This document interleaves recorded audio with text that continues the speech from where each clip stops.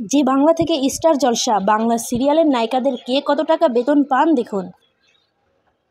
কয়েকজন অভিনেত্রীদের কথা উঠে আসে। ছোট পর্দার অভিনয় করলেও জনপ্রিয়তার দিক থেকে এরা বড় পর্দার অভিনেত্রীদের সাথে কিছুটা পিছিয়ে নেই। এদের ভক্তদের সংখ্যাও গুণে শেষ করা যায় না।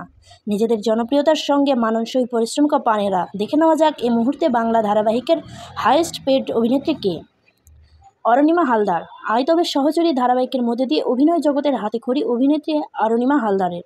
তিনি বরফি চরিত্রে অভিনয় করেন, রীতিমতো দর্শকের মন কেড়ে নিয়েছেন। তিনি এখন জি বাংলা মন দিতে চাই ধারাবাহিকের তিতিলের চরিত্রে অভিনয় করছেন।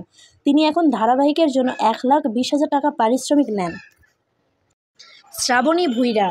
একাধিক ধারাবাহিকের অভিনয় করে দর্শকের মন ইতিমধ্যে জয় করে নিয়েছেন শ্রাবণী ভুঁইয়া। বর্তমানে তিনি মুকুট ধারাবাহিকে অভিনয় করছেন। তবে তার সিরিয়াল টিআরপির তালিকার প্রথম দিকে না থাকলেও তিনি বেশ মোটা পারিশ্রমিক পান। মাসিক 1,32,000 বেতন পান তিনি। পল্লবী শর্মা। এর আগে কে আপন কে পর ধারাবাহিকে জনপ্রিয় চরিত্রের জবার ভূমিকায় অভিনয় করেছেন পল্লবী শর্মা।